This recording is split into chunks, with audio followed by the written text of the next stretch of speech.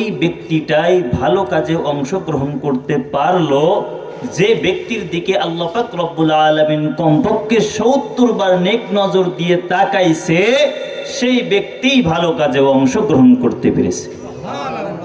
তাহলে আমরা যে কয়জন মানুষ এখানে বসে আছি, আমাদের বুঝতে হবে আল্লাহ পাক রব্বুল আলামিন আমাদের দিকে কমপক্ষে ৭০ বার নেক নজর দিয়ে তাকাইছে, বিদায় আমরা এখানে বসতে পেরেছি। কথা বলুন ঠিক কিনা? তো সেই জন্য আমরা শুকরিয়া আদায় করব। অতঃপর দরুদ হযরত মুহাম্মদুর রাসূলুল্লাহ সাল্লাল্লাহু আলাইহি ওয়াসাল্লামের উপরে, যেনাকে সৃষ্টি না করলে কোন কুল কায়নাতকে সৃষ্টি করা হতো না, এমনকি আমাদেরকেও সৃষ্টি করা হতো না। সেই মহান মানবের উপর আমরা সবাই মন থেকে পড়ি সাল্লাল্লাহু আলাইহি ওয়াসাল্লাম। তো যাই হোক, আলহামদুলিল্লাহ, আমি যেহেতু গ্রামের মানুষ, গ্রামেরই ছেলে, কারোর ছেলের মতো, কারোর নাতিপুতির মতো, সব সময় আপনাদের সঙ্গে আমার দেখা সাক্ষাৎ হয়। কথা বলুন ঠিক কিনা? তো সেই জন্য অল্প টাইমের মধ্যেই বক্তা একটু খাওয়া দাওয়া করতেছে। খাওয়া দাওয়া করতে যতক্ষণ সময় লাগে, এতক্ষণ সময় একটু আপনাদেরকে বিরক্ত করব।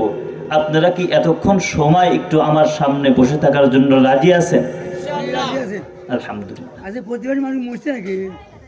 তো যাই হোক, আলহামদুলিল্লাহ, আমি এই বাড়িওয়ালার পক্ষ থেকে এলাকাবাসী, গ্রামবাসীকে দ্বীনি দাওয়াত দিচ্ছি। কারণ কোনো মাহফিলে যদি শ্রোতা না হয়, বক্তারা কিন্তু আলোচনা করতে পারে না। কথা বলুন। সেজন্য আমি বাড়িওয়ালার পক্ষ থেকে গ্রামবাসীকে উদাত্ত আহ্বান জানাচ্ছি, আপনারা ইনশাআল্লাহ মাহফিলের দিকে চলে আসুন। তো যাই হোক, আলহামদুলিল্লাহ, আমরা যারা এখানে বসে আছি, বলুন তো আমরা কি মুসলমান? কথা বলুন ঠিক কিনা?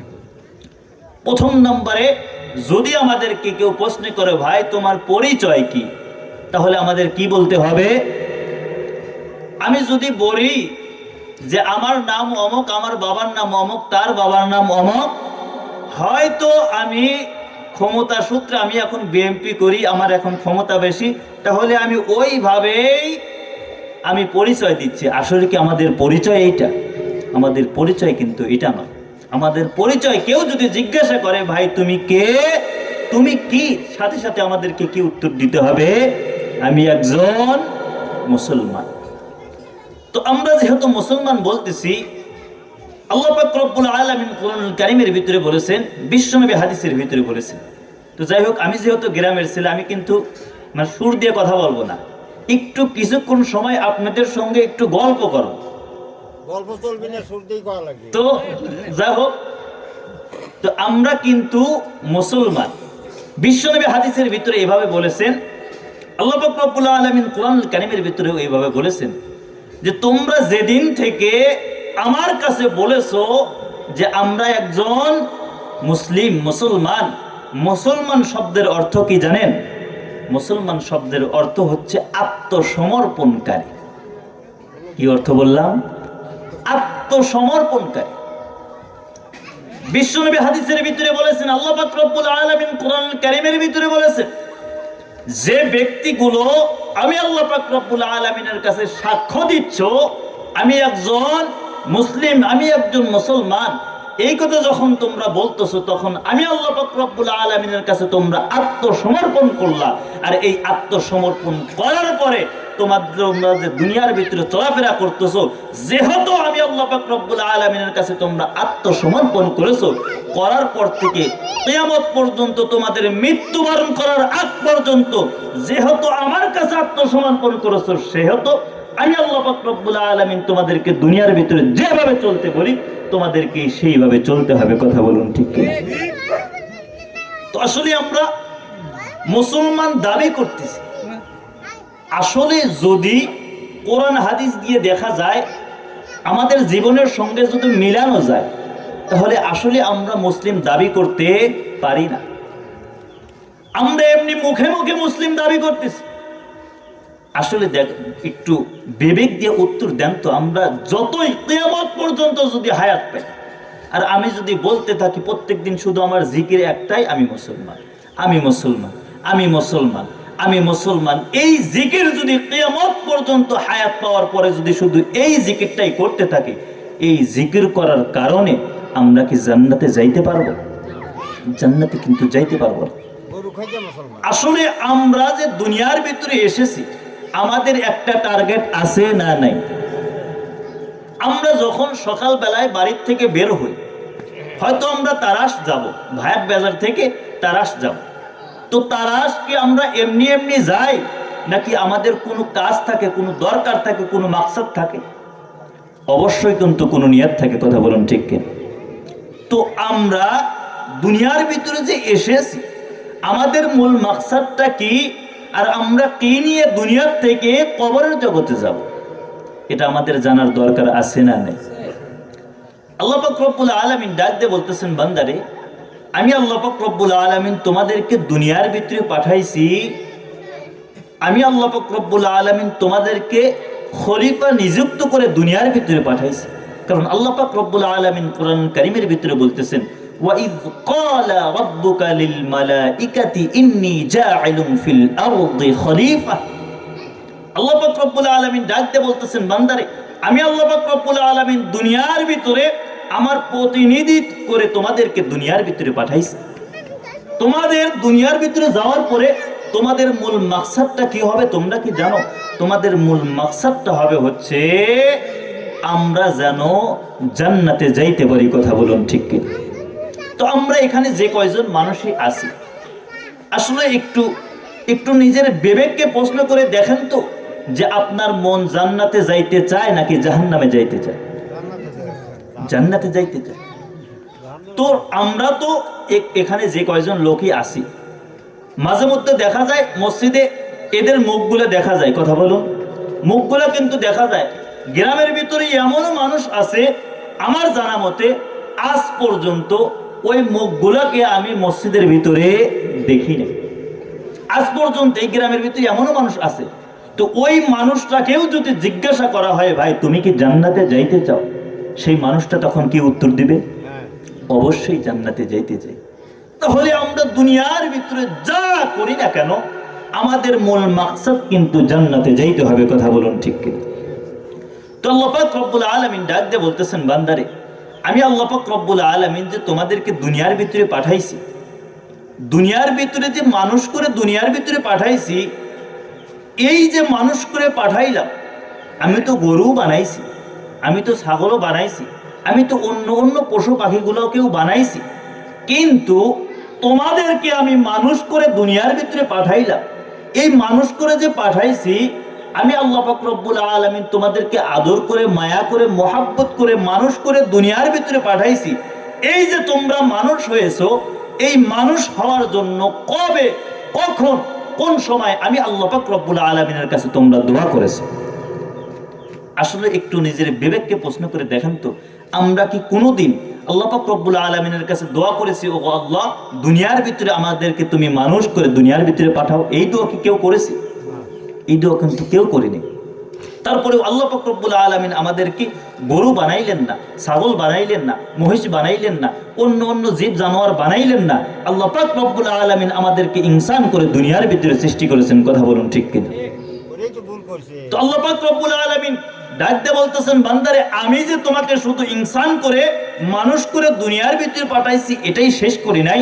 আমি আল্লাহ পাক রব্বুল আলামিন তোমাদেরকে শেষ জামানার পয়গম্বরের উম্মত করে দুনিয়ার ভিতরে পাঠাইছি, কথা বলুন ঠিক কিনা?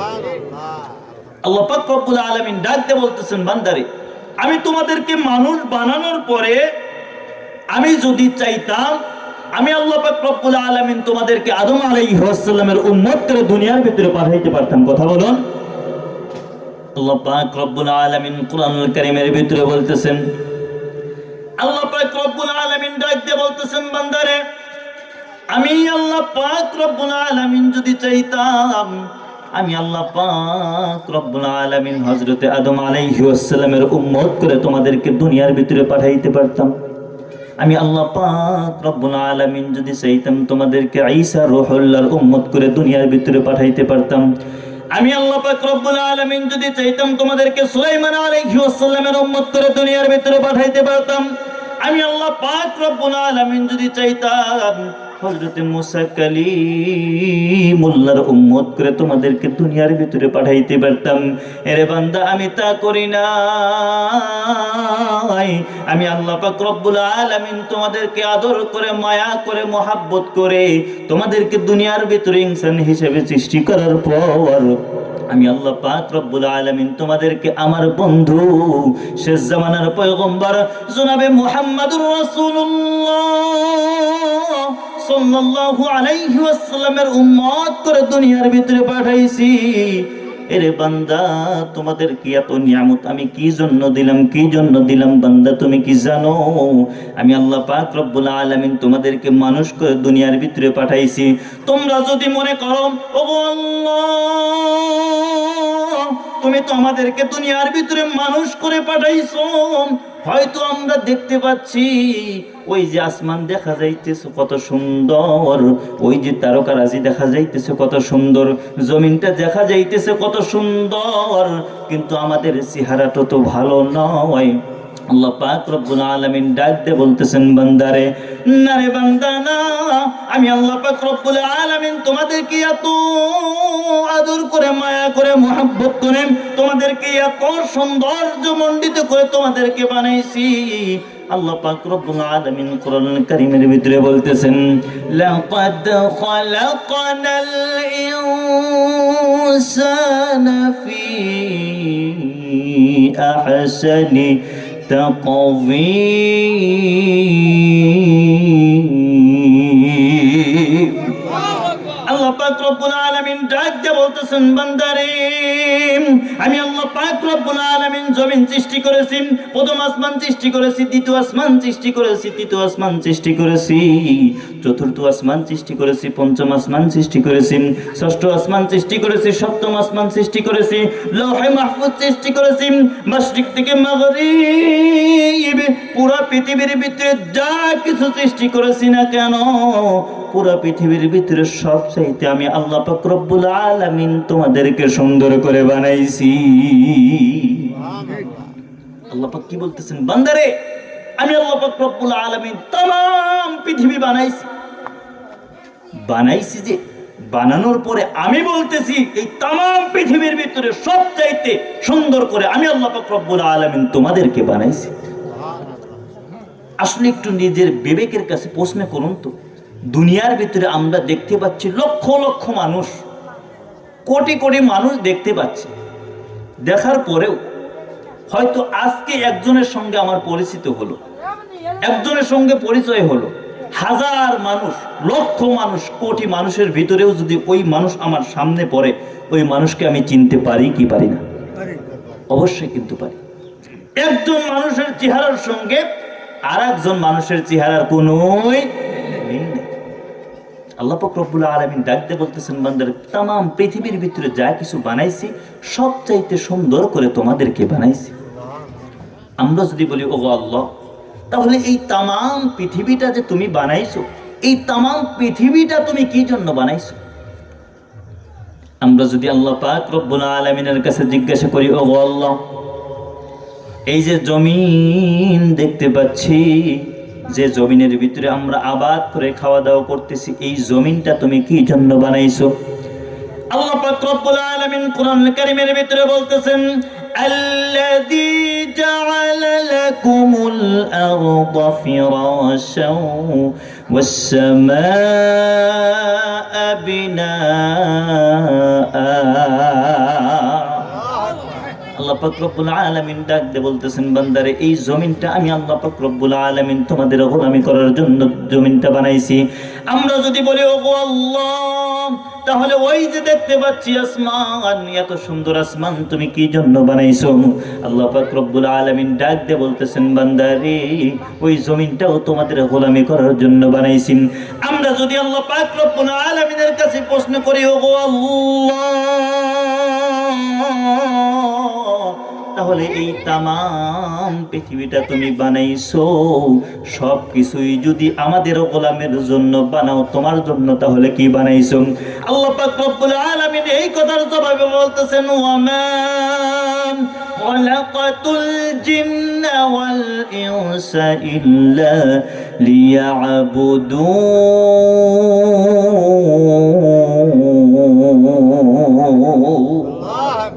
আল্লাহ পাক রব্বুল আলামিন ডাক দিয়ে বলতেছেন, বান্দারে আমি আল্লাহ পাক রব্বুল আলামিন তামাম পৃথিবী বানিয়েছি তোমাদের গোলামের জন্য। একমাত্র আমি আল্লাহ পাক রব্বুল আলামিন শুধু তোমাদেরকেই বানাইছি আমাদের গোলামের জন্য। আমরা গোলামি করব কার? তাহলে আমরা বলতেছি আমরা গোলামি করব আল্লাহ, কিন্তু আসলে সমাজের ভিতরে যখন আমরা চলাফেরা করি তখন কি আমরা আল্লাহ পাক রব্বুল আলামিনের গোলামি করি? করি না।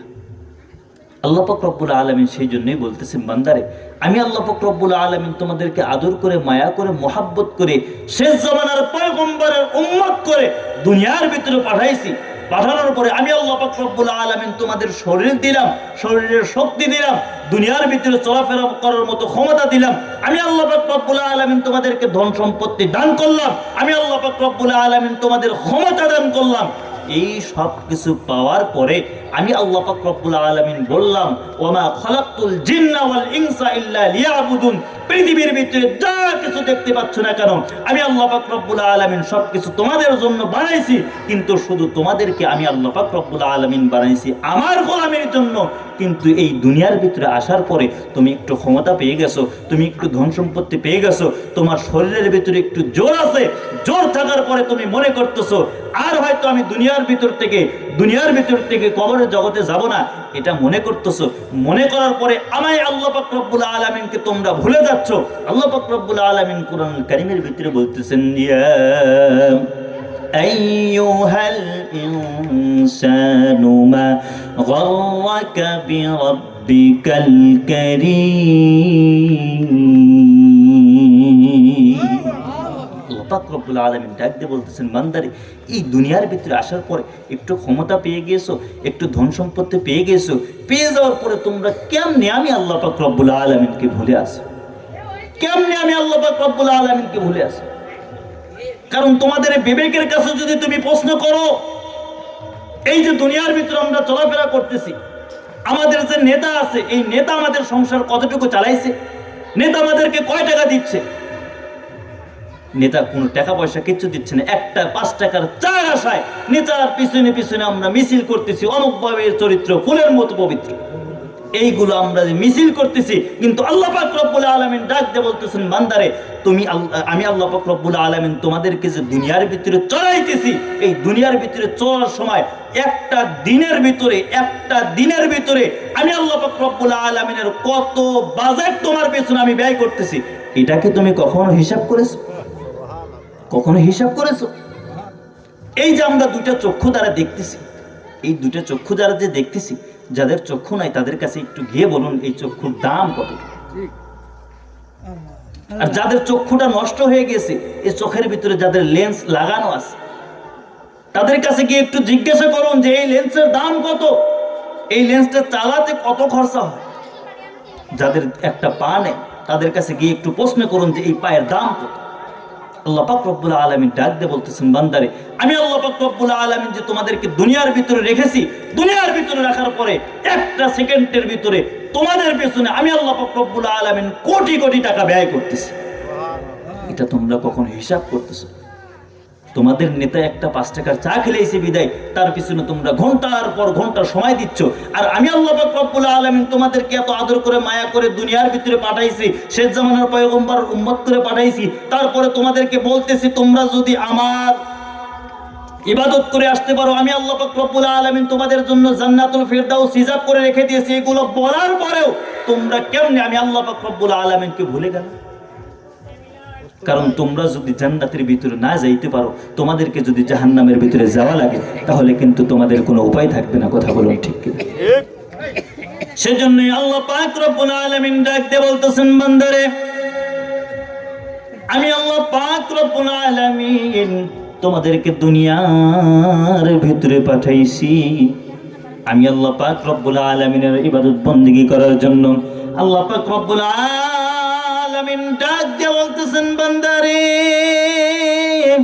এ বান্দা তোমরা ভালো করে শুনে নাও, তোমরা যদি আমি আল্লাহ পাক রব্বুল আলামিনের ইবাদত বন্দেগী করো, আমি আল্লাহ পাক রব্বুল আলামিন তোমাদেরও হয়ে যাব। আমি আল্লাহ পাক রব্বুল আলামিন তোমাদের উপরে রাজি আর খুশি হয়ে যাব। আর আমি আল্লাহ পাক রব্বুল আলামিন যদি তোমাদের উপরে রাজি আর খুশি হয়ে যাই, আমি আল্লাহ পাক রব্বুল আলামিন তোমাদের কিয়ামতের দিন হিসাব নেব না, বিনা হিসাবে জান্নাত দিয়ে দেব। তাহলে আমাদের ইবাদত বন্দেগী করার দরকার আছে না নাই? যদি আমাদের ইবাদত বন্দেগী করার দরকারই থাকে, তাহলে আমরা এখানে যে কয়জন ব্যক্তি আছে, এই কয়জনের ভিতরেও যদি জিজ্ঞাসা করা হয় যে ফজর নামাজ কে কে পড়েছেন, একটু হাত তোলেন তো, এই কথা যদি বলা হয়, দেখা যাবে 2-4 জনের হাত উঠতেছে না। জোহর নামাজটা কয়জন পড়েছেন একটু একটু বলুন তো, কয়েকজনের হাত উঠতেছে। আসর নামাজটা কয়জন পড়েছেন, মাগরিবের নামাজটা কয়জন পড়েছেন, এশারের নামাজটা কয়জন আদায় করেছেন, হাত উঠবে না। এখানে এমনও কপাল পড়া থাকতে পারে যে ব্যক্তি আসর ফজর পড়ে নাই, জোহর পড়ে নাই, আসর পড়ে নাই, মাগরিব পড়ে নাই, এশাও পড়ে নাই, এখন এ নিয়ত করে বসে আছে আগামীকাল ফজরে সেই ব্যক্তিটা পড়বে। এমন ব্যক্তি আমরা দুনিয়ার ভিতরে হয়েছে। আসলে আমরা তো মুসলমান দাবি করতেছি, বাবা ছিল মুসলমান, দাদা ছিল মুসলমান, তার বাবা ছিল মুসলমান, সেই সূত্রে আমরা মুসলমান দাবি করতেছি। আসলে আমরা নিতান্ত মুসলমান হতে পারি না, এই কথা বলুন ঠিক কি? আমরা যদি আল্লাহ পাক রব্বুল আলামিনের কাছে আত্মসমর্পণ করতাম, আল্লাহ পাক রব্বুল আলামিন ডাক দিয়ে বলতেছেন, বান্দারে যদি আমার কাছে আত্মসমর্পণ করো, এই কথাটা যদি তোমরা স্বীকার করো, স্বীকার করার সঙ্গে সঙ্গে আমি আল্লাহ পাক রব্বুল আলামিন তোমাদেরকে যেভাবে চলতে বলেছি ওইভাবে চলতে হবে। ওইভাবে যদি তোমরা না চলো, তোমরা সকল হুকুম মানবা, মানতে মানতে মানতে মানতে মানতে মানতে মানতে মানতে একটা হুকুম তোমরা মানবা না। ওই একটা হুকুম না মানার কারণে আমি আল্লাহ পাক রব্বুল আলামিন তোমাদেরকে জান্নাতে যাইতে দেব না। আল্লাহ পাক রব্বুল আলামিন ডাক দিয়ে বলতেছেন, বান্দা আমি আল্লাহ পাক রব্বুল আলামিন তোমাদেরকে শুধু দুনিয়ার ভিতরে দেওয়ার পরে ছেড়ে দিয়েছি, ছেড়ে দেওয়ার পরে আমি আল্লাহ পাক রব্বুল আলামিন বলে দিলাম যে এই রাস্তায় যদি তোমরা যাও তাহলে জাহান্নামে যাইতে হবে, এই রাস্তায় যদি তোমরা যাও তাহলে তোমরা জান্নাতে যাইতে পারবা। এই কথাগুলো আমি বলে দিলাম। বলে দেওয়ার পরে আমি আল্লাহ পাক রব্বুল আলামিন বলে দিলাম তোমাদেরকে একটা সম্মানিত গাইড দান করে দেব। ওই গাইডটা যদি তোমরা মানতে পারো, আমি আল্লাহ পাক রব্বুল আলামিন ওই গাইড মানার কারণে আমি আল্লাহ পাক রব্বুল আলামিন তোমাদেরকে কিয়ামতের দিন হিসাব দেব না, বিনা হিসেবে জান্নাতের মেহমান বানিয়ে। তাহলে সেই গাইডটা কি? সেই গাইডটা হচ্ছে আল কোরআন, কোরআনুল কারীম। আমরা আসলে নিজের বিবেককে প্রশ্ন করি যে আমরা বাংলা পড়া শিখলাম, ইংরেজি পড়া শিখলাম, অন্য ভাষাগুলো পড়া শিখলাম, কিন্তু এই কোরআনুল কারীমটা আমরা পড়া শিখতে পারলাম না। যদি কেউ বলে যে ভাই এই কোরআনুল কারীমটা একটু পড়া শেখো, আমরা কি বলি কি আমাদের সময় নেই, অথবা হয়তো আমি মুরব্বী হয়ে গিয়েছি, আমি আর পারবো না। কিন্তু আসলে আপনি মুরব্বী অবস্থায় যদি এই কোরআনুল কারীম শিক্ষা করতে পারেন, খোদার কসম করে বলতেছি, কোরআনুল কারীম শিক্ষার আগে আজ থেকে শুরু করে আপনি যদি নিয়ত করতে পারেন যতদিন পর্যন্ত এই কোরআন শিখতে পারবো না, ততদিন পর্যন্ত আমি মৃত্যুবরণ করার আগ পর্যন্ত যখন সময় পাবো তখনই আমি এই কোরআনুল কারীম শিক্ষার জন্য চেষ্টা করব। এই চেষ্টা করতে করতে করতে করতে যদি আপনি মৃত্যুবরণ করেন, মৃত্যুবরণ করার সঙ্গে সঙ্গে এই কোরআনুল কারীম আপনাকে সুপারিশ করে জান্নাতের মেহমান বানিয়ে দেবে। কিন্তু আমরা এই কোরআনুল কারীমটা পড়তে জানি না, এই কোরআনুল কারীমটা আমরা শিখতে জানি না। আমাদের কেউ যদি বলে যে ভাই একটু 5টা মিনিট সময় দাও, 5টা মিনিট সময় নিয়ে একটু তুমি পড়ো, আমরা বলি আমাদের সময় নেই। কিন্তু খোদার কসম করে বলতেছি, আজ থেকে শুরু করে আপনি যদি কিয়ামত পর্যন্ত হায়াত পান, আর ওই হায়াতের মধ্যে যদি আপনারা শুধু ইবাদত করতেছেন ইবাদত করতেছেন ইবাদত করতেছেন, কিন্তু আপনার এই কোরআনুল কারীম পড়া সহি নাই, এই কোরআনুল কারীম পড়া সহি যদি না থাকে, তাহলে আপনি যে নামাজগুলো পড়তেছেন আপনার এই নামাজের উপায় কি? সেজন্য আল্লাহ পাক রব্বুল আলামিন যেন আমাদেরকে কোরআনুল কারীম শিক্ষা করার মতো তৌফিক দান করুন, সকলে বলুন আমিন। তো আমরা যদি এই কোরআনটা আল্লাহ পাক রব্বুল আলামিন কি বলতেছেন, কোরআনুল কারীম শিক্ষা করতে হবে। আল্লাহ পাক রব্বুল আলামিন বলতেছেন এই কোরআনুল কারীম আমি তোমাদেরকে একটা সম্মানিত গাইড দিয়ে দিয়েছি, সম্মানিত বই দিয়ে দিয়েছি। এই গাইডটা যদি তোমরা মানতে পারো, আমি আল্লাহ পাক রব্বুল আলামিন কিয়ামতের দিন তোমাদের হিসাব দেব না, বিনা হিসাবে জান্নাতের মেহমান বানিয়ে দেব। তো আল্লাহ পাক রব্বুল আলামিন বলতেছেন এই গাইডটা যদি তোমরা কি করতে পারো, মানতে পারো, তাহলে আমরা যদি এই সম্মানিত গাইড যদি আমরা মানতে চাই, তাহলে আমাদের প্রথম নম্বরে কি করতে হবে? এই গাইডটা শিক্ষা করতে হবে। যদি আমরা শিক্ষা না করতে পারি, তাহলে কি এই গাইডের ভিতরে কি আছে বুঝতে পারব? কিছুদিন আগে নওগাঁ মাজারে একটা ছেলেকে দেখে, মানে খুব সুন্দর চেহারা, ছেলেকে ডাক দিয়ে বলতেছে, বাবা তোমরা কয় ভাই বোন বলো তো? ছেলে বলতেছে, হুজুর এটা কোনো কথা বললেন? কয় ভাই বোন? আমি একাই হই না, আবার কয় ভাই? তুমি একাই হও না মানে? তো আমার বাবা মার বিয়ে হয়েছে 10, 15, 20 বছর আগে। এ কবিরাজ সে কবিরাজ, বাচ্চা হয় না হয় না হয় না, এবারই ও ডাক্তার সে ডাক্তার, এ কবিরাজ সে কবিরাজ করতে করতে করতে করতে 15 বছর পরে আমিও হয়েছি। আমি হই না, আবার কয় ভাই বোন? তাহলে আমরা আসলে পড়তেই জানি না, আবার বুঝবো কি করে? সেই জন্য প্রথম নম্বরে আমাদের কি করতে হবে? এই কোরআনুল কারীমটা কি করতে হবে? শিক্ষা করতে হবে। সেই জন্য আমরা একটু নিজের মনকে একটু বোঝাইব যে আসলে দুনিয়ার ভিতরে আমরা যাই করি না কেন, আমরা যত টাকাই কামাই করি না কেন, আমরা যেভাবেই সংসার করি না কেন, মৃত্যুবরণ কিন্তু আমাদেরকে একদিন করতেই হবে। কথা বলুন ঠিক কি? তো মৃত্যুবরণ করার পরে যখন আমরা কবরের ভিতরে যাব,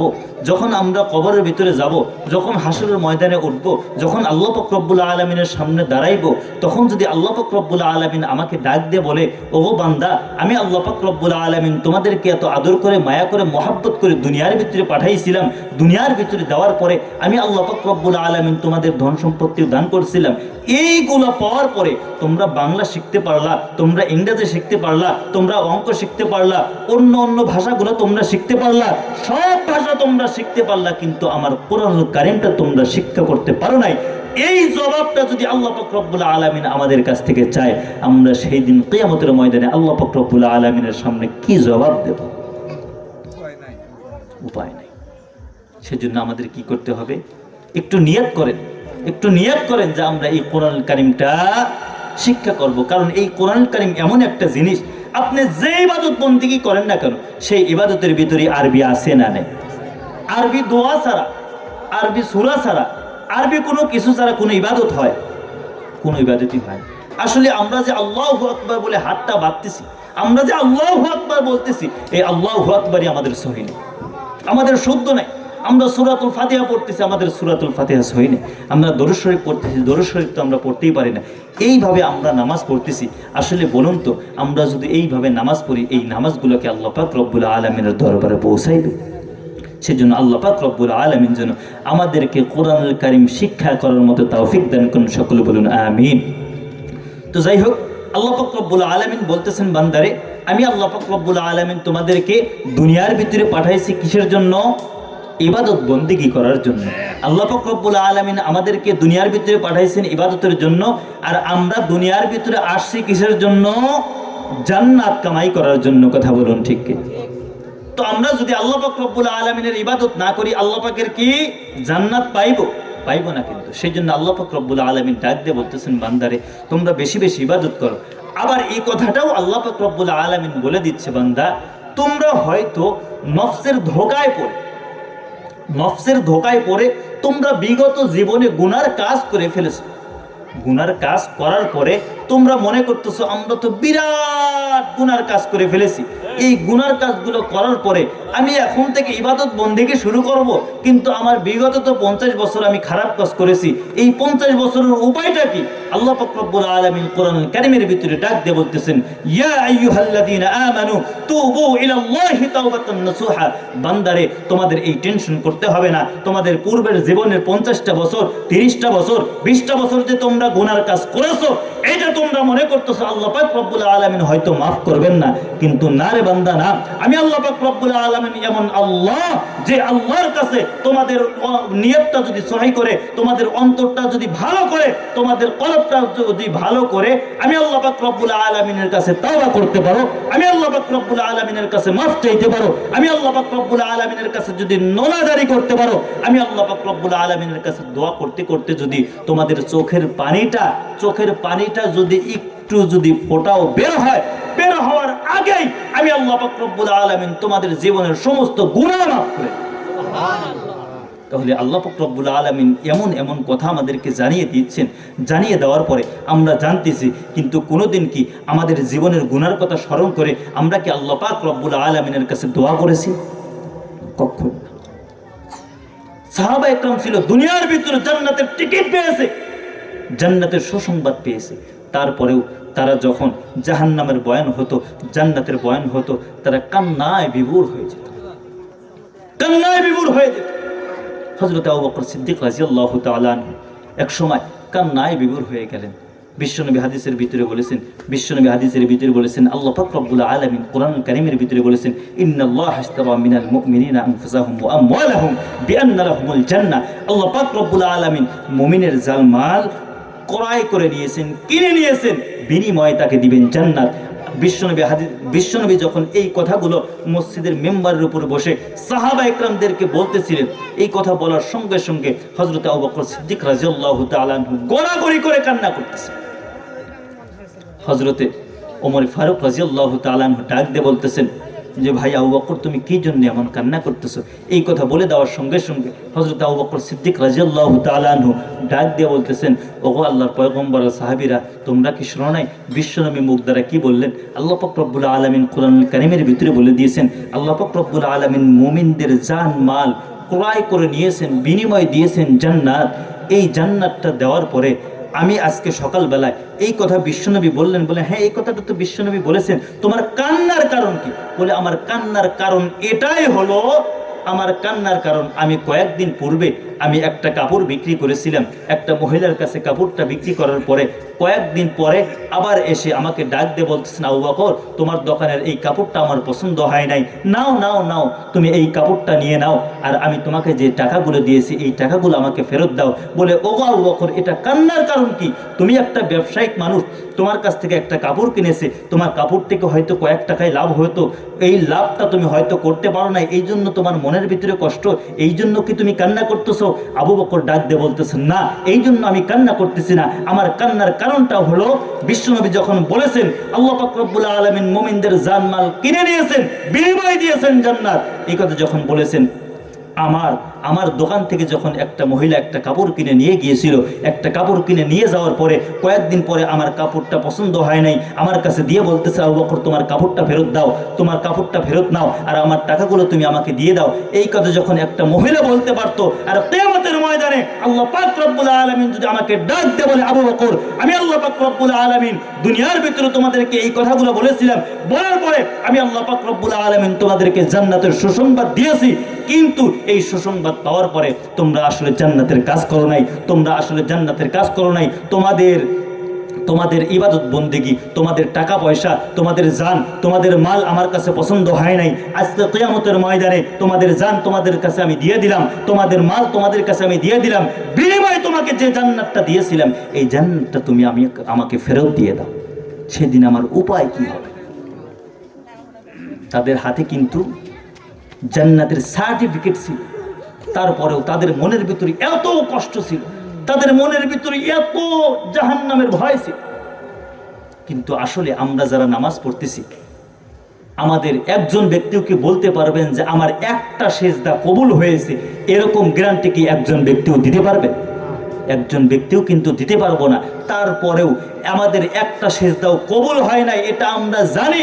তারপরেও আমাদের যে ভাব, আমি নামাজি সাহেব, আমি হাজি সাহেব, আমি অমুক সাহেব, আমি তমুক সাহেব, আর যদি আমি জানতাম আমার জীবনের একটা সেজদা দুনিয়ার ভিতরে কবুল হয়েছে, আল্লাহ পাক রব্বুল আলামিনের কাছে আমার একটা সেজদা কবুল হয়েছে, আমার তো মনে হয় ওই ব্যক্তিটা জানার সঙ্গে সঙ্গে ওই ব্যক্তির যদি ক্ষমতা থাকতো, দুনিয়াটাই সেই ব্যক্তিটা উল্টায় দিত। কিন্তু আমরা জানি না। তারপরে আমাদের যে ভাব, আমি তো খুব ইবাদত বন্দিগি করতেছি। অনেক মানুষ গিয়ে মাইকের সামনে দাঁড়িয়ে বলে আমি রাত্রিবেলা 70 রাকাত তাহাজ্জুদ পড়তেছি। কেউ কেউ আবার বলতেছে আমি প্রত্যেক দিন তাহাজ্জুদের ভিতরে এক খতম কোরআনুল কারীম তেলাওয়াত করতেছি, একটা করে খতম করতেছি। এটা কি আসলে মেনে নেওয়া যায়? ইবাদত বন্দিগি কি আসলে দেখানোর জিনিস?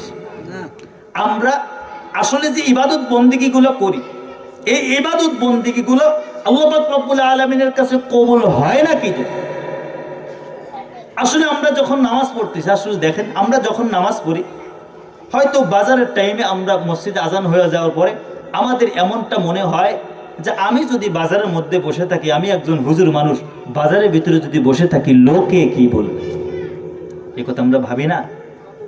আমি একজন মুরব্বী মানুষ, এই নামাজের টাইমে যদি বাজারের মধ্যে বসে থাকি লোকে কি বলবে? আসলেই আমরা আল্লাহ পাক রব্বুল আলামিনকে ভয় করে যদি আল্লাহ পাক রব্বুল আলামিনের সামনে দাঁড়াইতে পারতাম, আল্লাহ পাক রব্বুল আলামিনের সামনে আমাদের ওই সেজদাটা কবুল হয়ে যেত। কিন্তু আসলে আমরা আল্লাহ পাক রব্বুল আলামিনের ভয় আমাদের কলিজার ভিতরে আনতে পারি নাই। আমরা মানুষের ভয় আমাদের কলিজার ভিতরে আছে, মানুষ একটু সমালোচনা করবে এই ভয় আমাদের কলিজার ভিতরে আছে। এই ভয়টা করে আমি মসজিদে যাচ্ছি, আমরা আল্লাহ পাক রব্বুল আলামিনকে ভয় করে মসজিদে যাচ্ছি না, সেই কারণেই আমাদের ইবাদত বন্দিগুলো কবুল হচ্ছে না। আবার অনেক সময় দেখা যাচ্ছে আমরা যখন মসজিদে গিয়ে নামাজ পড়তেছি, মসজিদের ভিতরে লোকজন তেমন নাই, হয়তো 2-4-5 জন আছে। আমি যখন সুন্নত নামাজটা পড়তেছি আমার দিকে কেউ ফলো করতেছে না, এমন সময় আমি 4 রাকাত সুন্নত পড়তেছি, হুট করে নিয়ত বানলাম 2 মিনিটের ভিতরে আমার 4 রাকাত নামাজ শেষ হয়ে গেল। কিন্তু যখন মসজিদের ভিতরে ভরপুর লোক, আমার দিকে চোখ রাখার মতো, এমন নজরদারি করার মতো লোক আছে, এটা আমি বুঝতে পারতেছি। ওই সময় আমি 2 রাকাত নামাজ পড়তেছি 8 মিনিট 10 মিনিট সময় লাগাইয়া। আসলে যে আমরা ধীর স্থিরভাবে 8 মিনিট 10 মিনিট লাগাইয়া যে নামাজটা পড়লাম, আসলে ওই নামাজটাকে আল্লাহ পাক রব্বুল আলামিনকে দেখে ধীর স্থিরভাবে পড়লাম, নাকি আমার দিকে চেয়ে আছে সেই জন্য আমরা ধীর স্থিরভাবে পড়লাম? মনে করেন তাই, অন্যজন আমার দিকে তাকিয়ে আছে সেই জন্য আমরা ধীরে স্থিরভাবে করলাম। সেই জন্য আমরা লোক দেখানোর জন্য ধীরে ধীরে ইবাদত করতেছি, ধীরে ধীরে ইবাদত বন্দিগি করতেছি। আসলে আমাদের ইবাদত বন্দিগুলো হয়ে যাচ্ছে হলো লোক দেখানো। আর লোক দেখানো ইবাদত আল্লাহ পাক রব্বুল আলামিনের কাছে কবুল তো হবে তো দূরের কথা, লোক দেখানো, যে ব্যক্তি লোক দেখানোর জন্য ইবাদত করবে সেই ব্যক্তির কবিরা গুনাহ হবে, যে গুনাহগুলো আল্লাহ পাক রব্বুল আলামিন অত সহজে মাফ করবে। সেই জন্য আমরা যারা দুনিয়ার ভিতরে এসেছি আমাদের টার্গেট কি? জান্নাতে যাওয়া। কথা বলুন ঠিক কিনা? আল্লাহ পাক রব্বুল আলামিন ডাক দিয়ে বলতেছেন বান্দারে, ইন্নাল্লাযীনা ক্বালু রাব্বুনাল্লাহু সুম্মা ইসতাকামু تتنزل عليهم الملائكة ألا تخافوا ولا تحزنوا وأبشروا بالجنة। আল্লাহ পাক রব্বুল আলামিন ডাক দিয়ে বলতেছেন, ইন্নাল্লাযীনা ক্বালু, নিশ্চয় দুনিয়ার ভিতরে যারা বলবে আল্লাহ আমাদের রব, সুম্মা ইসতাকামু, এই কথা বলার পরে ওই কথাটার উপরে অটল থাকবে। অটল থাকবে কেমনে? আমি যে তাদের রব, এই রবটা মানার জন্য তাদের জীবনের উপর দিয়ে যদি ঝড় হয়ে যায়, তাদের জীবনের উপর দিয়ে যদি অনেক অত্যাচার নিপীড়ন চলে আসে, তারপরেও আমি যে রব এই কথাটা তারা মনে রাখবে। সুম্মা ইসতাকামু, ওই কথাটার উপর ইস্তিকামাত থাকবে, অটল থাকবে। থাকার পরে আমি আল্লাহ পাক রব্বুল আলামিন বলে দিতেছি, আল্লাহ তাখাফু ওয়া লা তাহজানু ওয়া আবশিরু বিল জান্নাহ, তাদের কোনো ভয় নেই, তাদের কোনো টেনশন নেই। আমি আল্লাহ পাক রব্বুল আলামিন তাদের জামিনদার হয়ে যাব জান্নাতে। আল্লাহ পাক রব্বুল আলামিন কোরআনুল কারীমের ভিতরে বলতেছেন, বান্দারে আমি আল্লাহ পাক রব্বুল আলামিন তোমাদেরকে এত আদর করে মায়া করে দুনিয়ার ভিতরে পাঠাইছি। পাঠানোর পরে আমি আল্লাহ পাক রব্বুল আলামিন বলে দিলাম, বান্দারে আমি আল্লাহ পাক রব্বুল আলামিন কিন্তু তোমাদেরকে জান্নাতে দেওয়ার জন্য দুনিয়ার ভিতরে পাঠাইছি। আরে বান্দা, তোমরা যদি জান্নাতের কাজ করো তাহলে তোমরা জান্নাতে যাইতে পারবা, আর যদি জান্নাতের কাজ না করো তাহলে কিন্তু তোমাদেরকে জাহান্নামের ভিতরে যাইতে হবে। আরে বান্দা, তোমরা একটু ভালো করে শুনে নাও, আমি আল্লাহ পাক রব্বুল আলামিন যদি তোমাদের সকলকে জাহান্নামের ভিতরে দেই আমার কিন্তু কোনো লস হবে না। আর আমি আল্লাহ পাক রব্বুল আলামিন যদি তোমাদের সকলকে জান্নাত দিয়ে দেই আমার কিন্তু জান্নাতটা কমতি হবে না। সেজন্য তোমরা কিন্তু দুনিয়ার ভিতরে যারা আছো তোমরা বেশি বেশি ইবাদত বন্দেগী করো, আমি যেন তোমাদেরকে জান্নাতে দেওয়ার জন্য তোমাদেরকে কিয়ামতের দিন জান্নাতে দিতে পারি। এরে বান্দা, তোমরা ভালো করে শুনে নাও, পৃথিবীর ভিতরে তোমরা যারা আছো কিয়ামত পর্যন্ত কিন্তু তোমরা দুনিয়ার ভিতরে থাকতে পারবা না। কিছুদিন পরেই কিন্তু তোমাদেরকে কবরের জগতে যাইতে হবে। কথা বলুন ঠিক কিনা? নারায়ে তাকবীর, নারায়ে তাকবীর, লিল